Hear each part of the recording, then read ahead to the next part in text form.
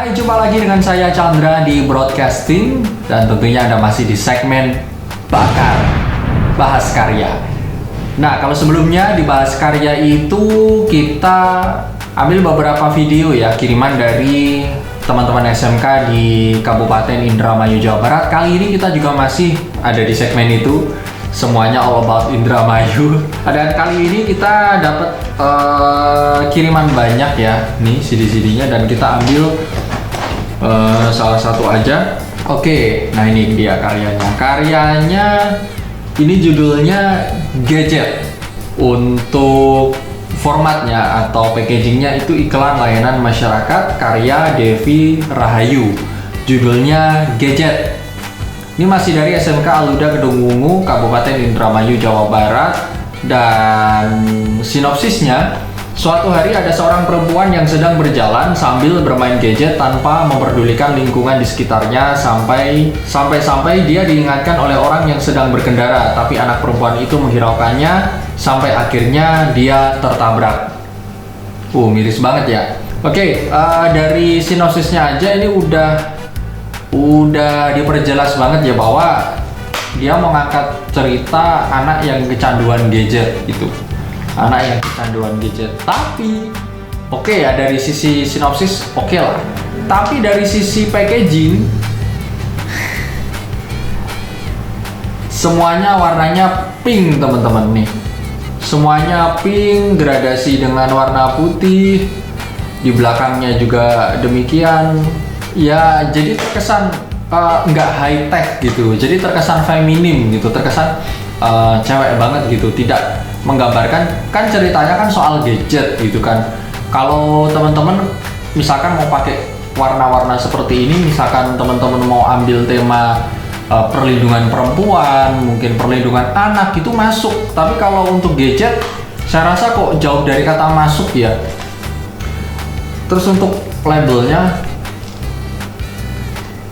teman-teman bisa cek, jadi terkesan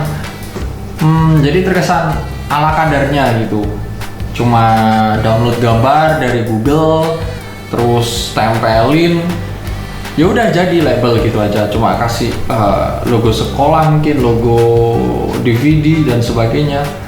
Terus tulisannya juga hitam, jadi nggak kelihatan, tulisannya hitam nggak kelihatan, dan ada beberapa sela-sela yang nggak ke print karena dia salah ngukur ya. Dan dia ya, kalau untuk pengemasan jadi tidak mendeskripsikan gitu. ILM ini bercerita soal gadget, justru kebalikannya, ini lebih ke cerita soal perlindungan perempuan dan anak, kalau saya bisa bilang sih seperti itu. Tapi apakah kontennya akan sebagus sinopsisnya? Makanya kita lihat cuplikan berikut ini.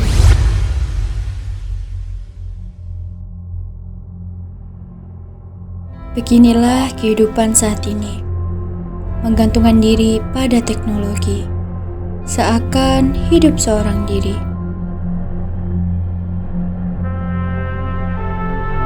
Sama sepertiku, setiap hari tidak bisa lepas dari alat ini, sampai lupa dengan kanan kiri.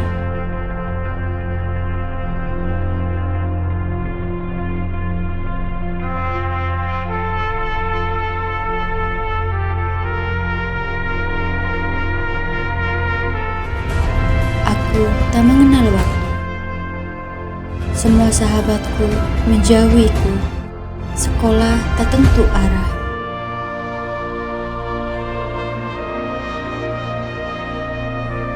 Orang tuaku mengingatkanku tanpa lelah.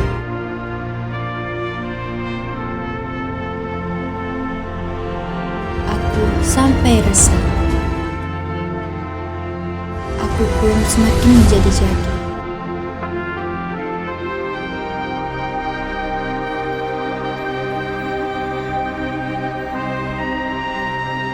Halo, gimana sih Bapak? Aku lagi main game nih, nggak boleh diganggu, jadi kalah kan?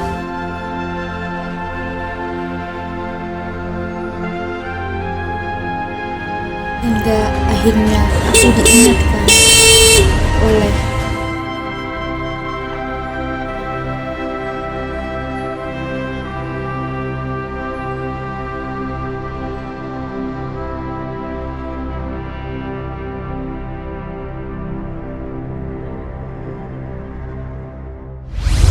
Oke, sedikit tersentuh ya teman-teman semuanya. Pasti setuju lah dengan saya. Jadi ini tuh menceritakan soal kehidupan anak muda, perempuan muda yang demen banget main game online sampai lupa waktu, lupa bersosialisasi, sekolah berantakan, dan sama orang tua itu kayak ada jarak yang sangat jauh gitu. Di telepon diabaikan lah seperti itu.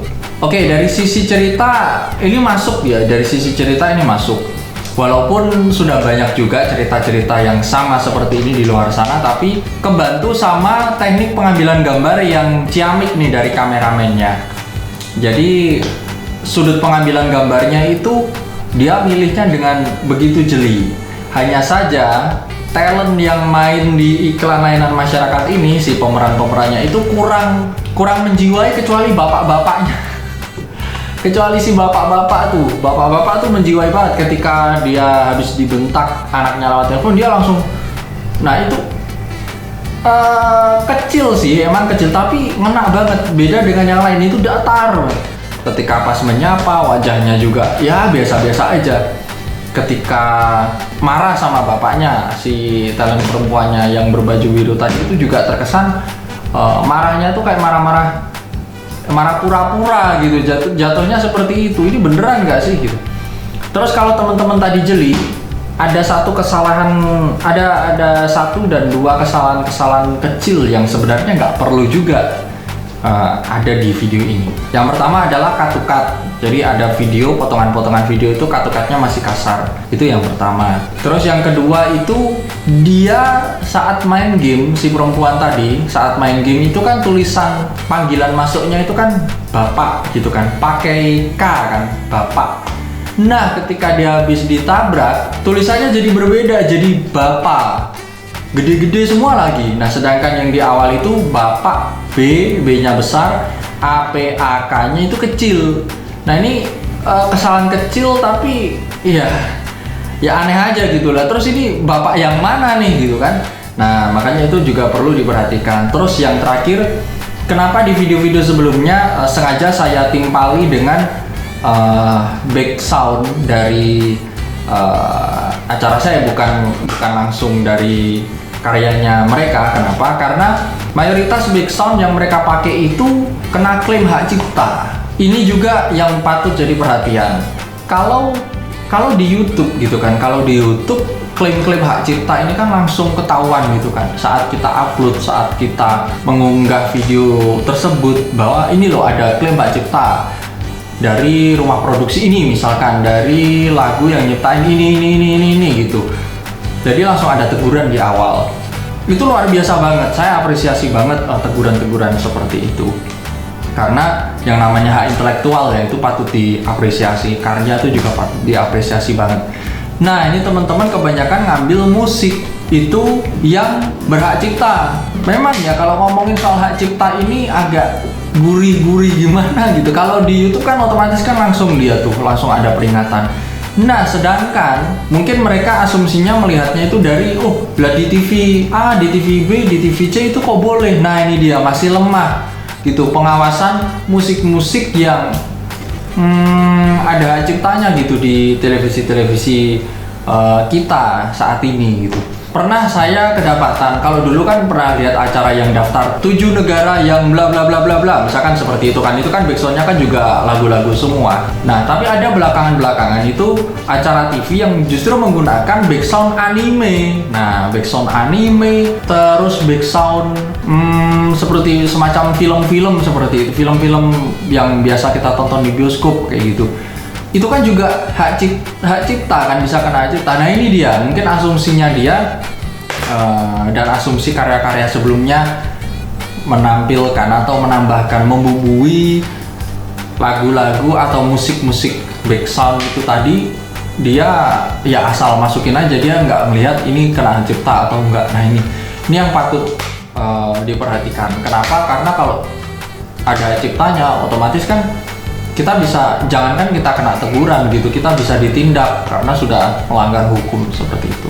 Overall itu aja sih dari react saya untuk karya Devi Rahayu, judulnya Gadget. Semoga bermanfaat Dan untuk teman-teman yang mau bikin karya yang serupa seperti ini, teman-teman bisa ambil pesan yang tadi sudah saya sampaikan supaya bisa jadi inspirasi, bisa jadi perbaikan, dan bisa bermanfaat bagi teman-teman semuanya.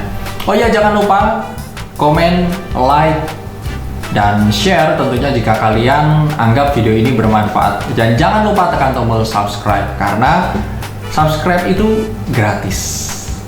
Oke, sampai jumpa di broadcasting edisi berikutnya. Dan tentunya masih di segmen Bakar alias Bahas Karya. Saya Chandra pamit, sampai jumpa.